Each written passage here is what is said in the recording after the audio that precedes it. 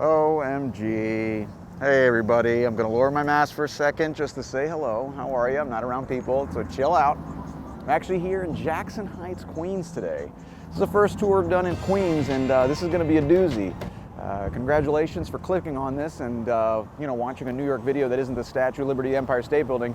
But this is the real New York. This is gonna be a good one. I'm actually here at Roosevelt Avenue. We're gonna walk into Diversity Plaza. It's gonna be a good one. Before we start, please like the video. You're gonna like this anyway, let's be honest. And go ahead and also, subscribe, that'd be cool. And more importantly, check out my Patreon. That's a really important thing that I got going, trying to, raise a little money, make these videos better, production value, all that stuff.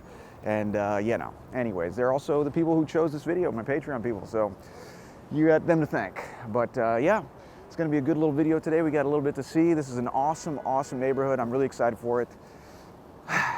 But other than that, Phil, what do you think? Are you ready to go, Betty? Let's go. Betty. All right. Well, then, let's do it. I'm gonna put my mask up since we're walking around people now. But we're walking into Diversity Plaza. This is a part of Jackson Heights that was pedestrianized in 2012. I'm pretty sure that's a word, pedestrianized. But we're walking through and you're gonna see all the different storefronts, all the different languages. This place is the most diverse neighborhood in Queens, which, by the way, is the most diverse borough of New York and also the most diverse county in the entire country. Now, the people in Jackson Heights, this neighborhood is like, I don't know. Oh, by the way, this is Atadi Garden and Grill. Pretty cool. This used to actually be a movie theater, a movie palace, because this neighborhood was actually initially developed as like a little suburb. Then in the 1970s, like most movie palaces, it turned into a porn theater. Yeah, not many movie theaters back then. I guess if you wanted to go see Jaws, you were kind of strapped. You had to go just see porn instead. But then in the 1980s, it became a Bollywood theater. And then, today it's actually, Phil, what are you doing here? I'm trying to But anyways, now it's actually a restaurant, which is kind of cool. You can all see all the restaurants here, all the carts. Huge, huge diversity here. I was telling you, so the neighborhood has about 180,000 people. Not a lot, but it's also about the size of half of Central Park. And despite that, you have 167 different languages spoken here. That's pretty incredible. Here to the left, you actually have a cell phone store. There's a really good Momo spot here. We're gonna go ahead and check it out here. Why don't we go check it out? It's a kind of a little secret location. So this Momo spot is hidden in the back of a cell phone store. Why don't we take a little break? Lhasa Fast Food is located in the back of a cell phone store, and it's a favorite in the neighborhood. The Tibetan restaurant even commemorates two of its very own idols on the walls, the Dalai Lama and Anthony Bourdain. All right, so I'm here eating like a peasant outside on the street. These are momos. These are basically dumplings, but they're from Tibet. There's actually a good amount of Tibetan immigrants here. In the United States, there's about like 26,000 total, and these are good. So it's kind of like a give it a shot out here on the street. It's gonna burn the heck out of gotta keep this PG out of my mouth, but,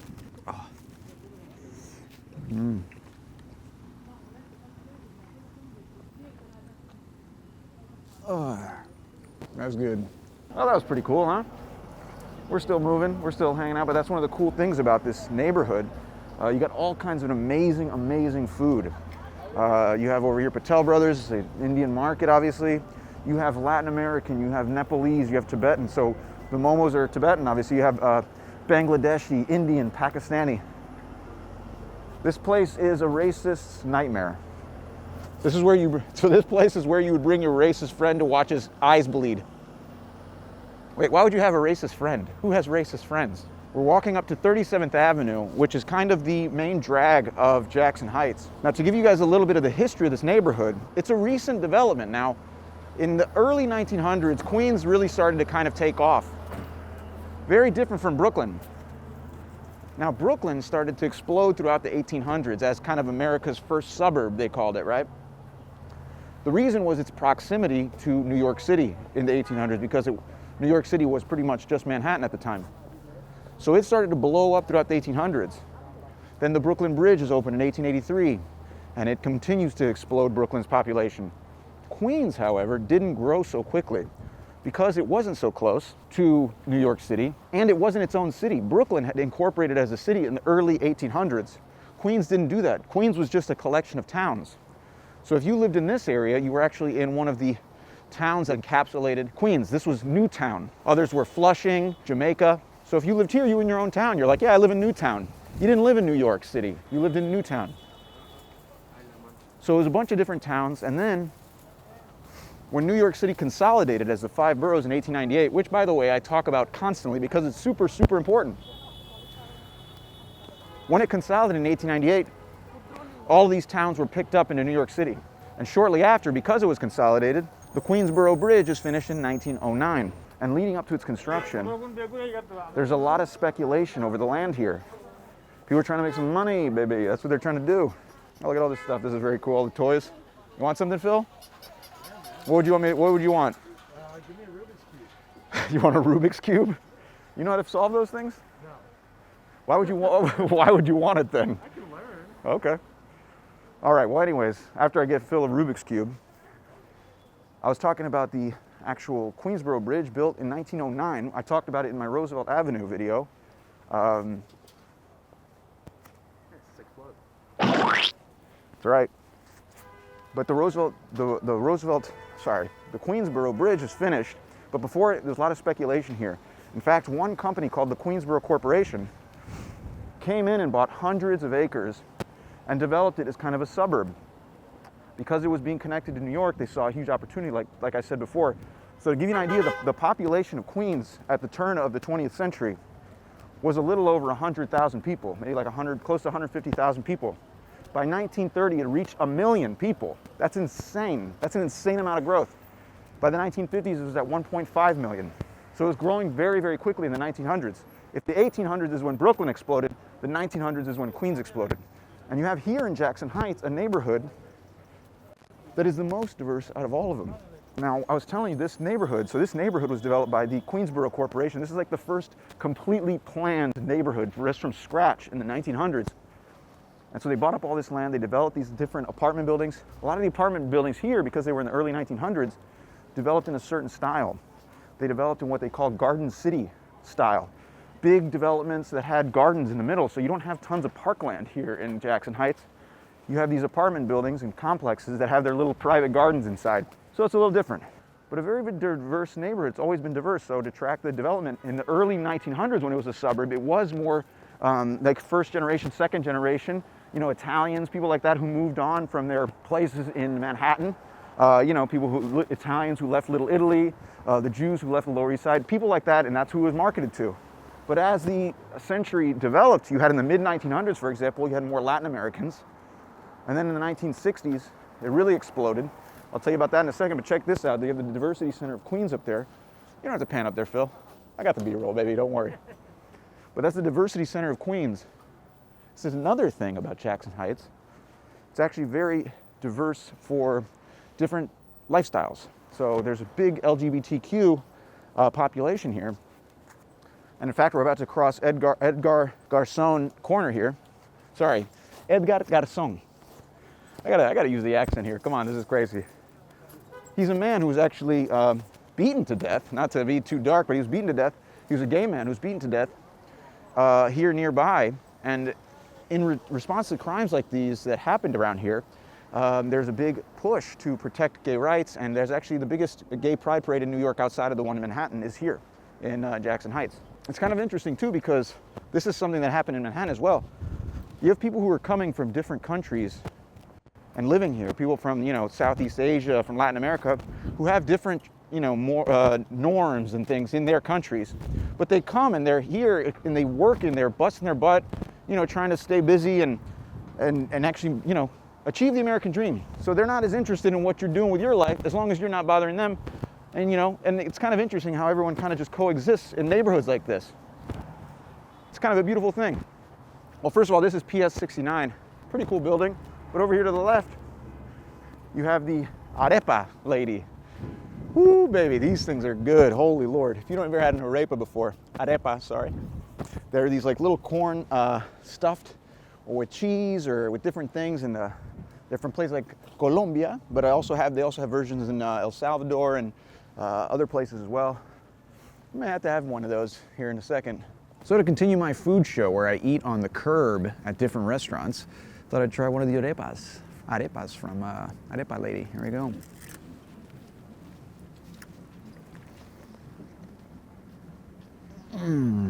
That's good.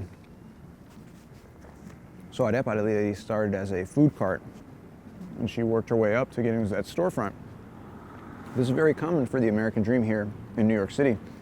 In like the early 1900s, it was Jewish immigrants and Italian immigrants who would do the same thing. They'd start out with push carts, and they'd eventually work their way up to storefronts. A good example of ones that are still around today, Russ and Daughters started as a push cart, Moscow eyeglasses. And today, it's places like Arepa Lady and Halal Guys that started as food carts. Pretty cool. All right, gonna keep eating here like a bum and continue the tour. But we're walking on 37th. This is kind of, like I said, kind of the main drag of Jackson Heights. There's also Roosevelt Avenue. Roosevelt Avenue is very important as well in this neighborhood. But it's also big in Elmhurst, which is right nearby. Whew, man, it's cold. How you doing, Phil? I'm doing good. You doing all right? I bundled up. You bundled up? You ever been out here, Phil? No. Never been to Jackson Heights. Never been What part of Jersey are you from again?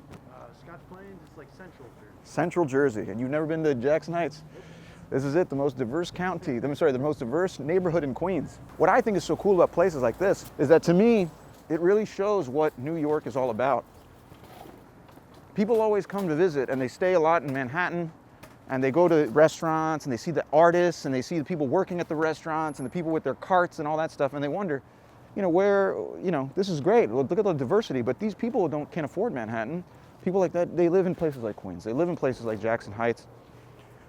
And it's what allows New York to be New York. I was talking about the consolidation of 1898. Without that consolidation, you don't have New York City. Think of places like San Francisco that have gotten too expensive for everyone because the city is just too expensive. So people live outside of San Francisco and other places. Here in New York, you can live outside of New York City, which is Manhattan or whatever to most people, and still be, in New York City. I think this is what makes New York so great. I love these places because this is where the people live, But you also see too, an interesting thing here is the addresses. In Queens, they have a weird way of putting addresses on the buildings. They have dashes. So you'll see like 7912, 79-12. The 79 refers to the closest street or avenue. We're on 37th. So the 79 means 79th is the closest street. And then the -12 is the building number. So for example, I live in Queens and my address is dash because it means that I live closest to and close. Nice try, debt collectors. You're not getting my address.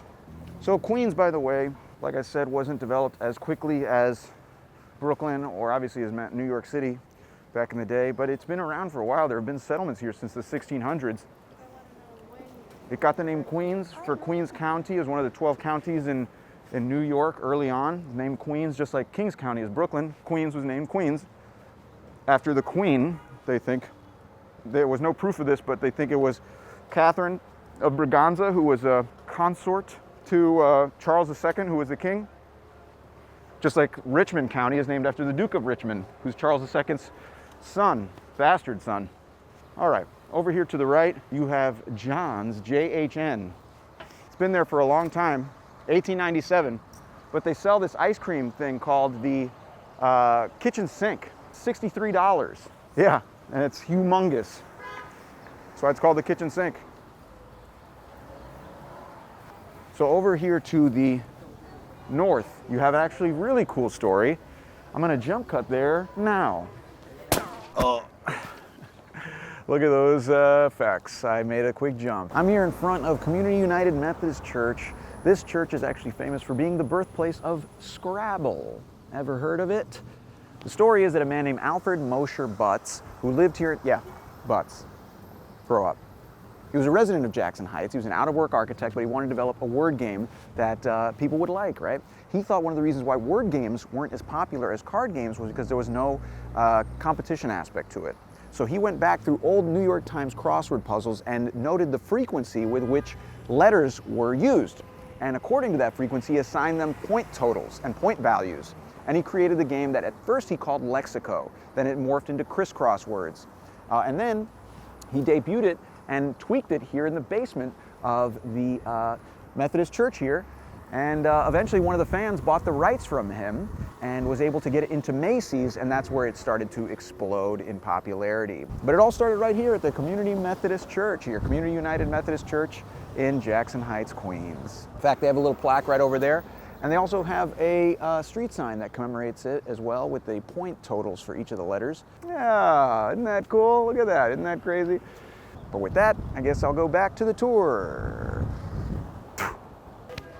Oh, wasn't that super cool? Heck, those effects too, they're pretty awesome. So we're gonna take a right here onto 82nd and head down to Roosevelt. A couple things I didn't mention earlier. One is that you may have seen a lot of money transfer places. Now this is very important in immigrant neighborhoods because remittances are a huge part of foreign economies.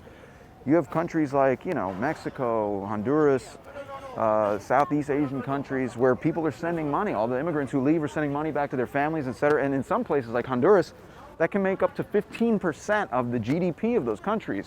So $56 billion is sent out of the United States every year to different countries around the world. In fact, $25 billion goes to Mexico alone. That's a lot of money. Also to Jackson Heights, you have some famous people who are from Jackson Heights. John Leguizamo, Susan Sarandon, Howard Stern, also from the area. Lucy Liu. But a really cool little neighborhood that's developed as, like I was saying, a little suburb initially, but then just this is where immigrants chose to live. But it's important to know that if you do visit neighborhoods like this, you shop local, you go to the different places that the locals go to, instead of like the old chain stores.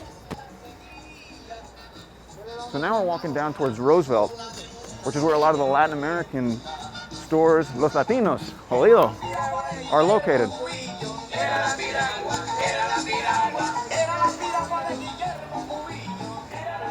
So that's pretty awesome. So it's not really pronounced Roosevelt down here, it's pronounced Roosevelt. Roosevelt. If you go up to someone and you're like, how do I get to Roosevelt? They'll look at you like, what? Okay? Then you're like, Roosevelt? They're like, oh yeah. And then here, if you continue down to the east, you'll get to Elmhurst, which has more Latinos and also a huge Chinatown as well. People forget that there are 5 Chinatowns in New York. One of them's here in Elmhurst. This place is great, man. The food here, holy Lord. Reminds me of home, all the beans, rice, arepas, all this stuff is an amazing place. I love this area. Whenever I get people who come to New York and want to see something that's off the beaten path, I take them to Elmhurst or Jackson Heights, and it blows people away. You have all kinds of cool spots like a gata golosa. It's a sweet-toothed cat. That's what that means, sweet-toothed cat. But now you have the 7 over here. Now the 7 came over to Queens in 1915. They built the Steinway Tunnel, which brought the 7 train over to Queens, and this is a humongously important train. But it is very cool to ride the 7 train home on like a busy, rush hour or something. You don't know where you're going. You just don't feel like you're in the United States. It's all these different languages. It takes you all the stretch of Queens pretty much out to Flushing, which is the biggest Chinatown in New York. I'll do a video on that pretty soon, don't you worry. So you have over here things like Cinco de Mayo food market. Cinco de Mayo is when actually the Mexican army defeated the French. So Napoleon III actually came to Mexico trying to basically expand his empire, and they fought him off the Battle of Puebla, even though they were outnumbered. He came back and beat them on the second one. But eventually the United States got involved after they were done with the Civil War, and they were a little more free with their time, and the French were beaten off. They were beaten off. That's not what I meant to say. They were beaten away.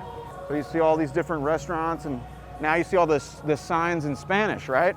Over on Diversity Plaza, you saw more the Urdu, and you also see people outside, all the little restaurants and things. A lot of great food here, though.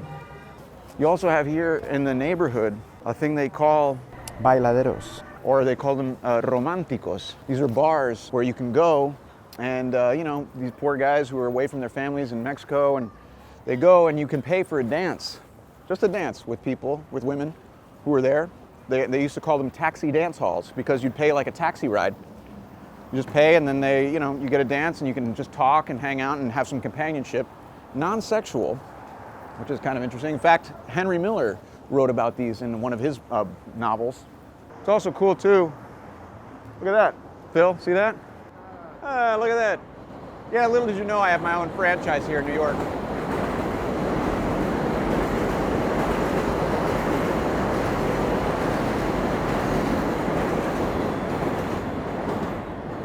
So another thing to consider is that the largest immigration into the United States right now, and into New York City specifically, is Mexican. The Mexican population is the fastest growing ethnicity in New York City. It just recently surpassed the Chinese population. That's saying a lot.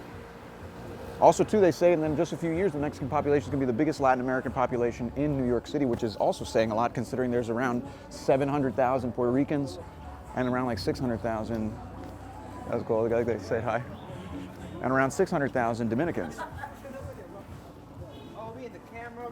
That's right, that's right. I think they're on live TV.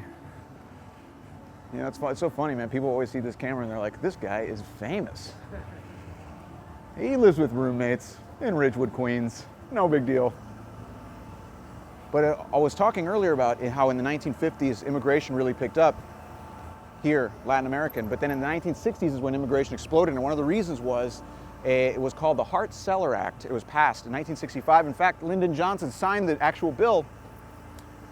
He signed the bill at the base of the Statue of Liberty, which is kind of cool. But what it did was it got rid of quotas in the United States, and it rearranged immigration so that it didn't give a preference to the Europeans the way it used to, and it opened the floodgates from places like Southeast Asia, from China, from places like Latin America.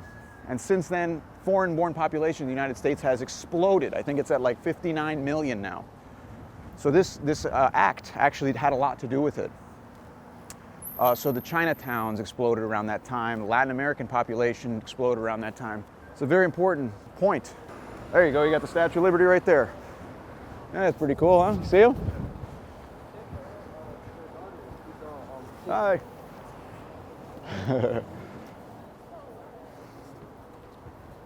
We're almost done. We're heading back towards Diversity Plaza. I love this neighborhood. I was saying that before. Because of all that diversity, and I think that's what's so great about New York. New York is open. New York's nothing if it's not open to people because it doesn't give you that diversity of opinion, diversity of culture, the diversity of all kinds of, literature, music. It's only because you have all of these different, styles and ways of thinking and culture feeding into one place that you can develop, anything here. Freezing. I'm freezing. Holy Lord. Are you cold, Phil? Yeah, it is cold. Thank you for the gloves, though. Yeah, I bought Phil some gloves. I'm trying to take care of him. Those are those Patreon dollars going to work. Get Phil some gloves so we can get these things done. That being said, you want to check out my Patreon, really appreciate it. All right, I should cross. Let's go. So we're walking back into more of like where we started in Jackson Heights. We did like a little loop. Like I said, Jackson Heights isn't very big. Queens, by the way, is humongous. Queens is actually about 121 square miles. It's the biggest borough. I mean, think about this. Manhattan itself is like 22 square miles. So this is almost like 5 times the size of Manhattan. That's gigantic. So this is a very big borough. Duh. I'm just repeating the obvious. Sorry, I'm cold, okay? Cut me some slack. Here. And now we're walking back down 74th. You can actually see up there as well Jackson Diner, which is pretty cool. It's called Jackson Diner because it actually used to be a diner. Then it got bought by this Indian man who now made it one of the best Indian food restaurants in the entire city. Still kept the name Jackson Diner though. Kind of funny. People like, Mayor Michael Bloomberg was eating there. Sylvester Stallone. Just random names, I guess. But so we're walking back the way we came. You can also see the stains on the ground, which is kind of funny. There are these stains on the ground. That's this chew. It's called pan that they sell around here. It's all over. They tell you not to spit, but people do it anyway. Oh, and since we're almost done, I thought I'd show a little surprise there for you, Phil. I got you something. Oh, man. Thank you. Oh, you're so generous. You're the best boss ever, man. going to pretend like that wasn't sarcasm, but you're welcome. Let's go.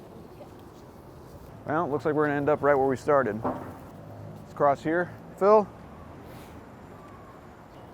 And I guess this would be a good spot to end the tour. We walked all the way around. We walked on Roosevelt 37th. If you ever get a chance and you come to New York, you got to do yourself a favor and see places like this. I mean, obviously you go to the Greenwich Village, you go to Lower Manhattan, all the history and all that, great.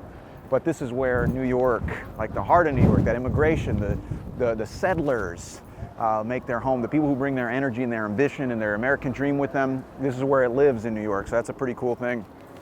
There's a great quote by a man named E.B. White. I've mentioned this in past tours, where he says, "Natives give New York its solidity and its continuity. Commuters give it its tidal restlessness, but settlers give it passion." Yeah, it's very beautiful, right, Phil? Yeah. And it's true, man. The energy of New York, that hustle, that's people who are hungry for something. That's not people who are complacent. That's people who are do or die with whatever it is they're trying to do, whether it's achieve a dream in the arts or just make it to the middle class in a new country. That's what they come with. They come with that energy and that striving, and that's where this is, in his neighborhoods like this, where it all dwells and lives. Yeah, I think we're done, Phil. I don't know what to tell you, man. I think, oh, I do know. You should please subscribe. That'd be great. That'd be great. That's the least you can do. Also, please like the video. That's great too. But more importantly, please check out my Patreon. I'm really trying to grow this thing. I'm trying to go all over the world. You know, not just within New York itself, but everywhere. Everywhere. I'm gonna get Phil some mittens, and we'll go to the Himalayas, and we'll climb Mount Everest, and give you a tour of Mount Everest.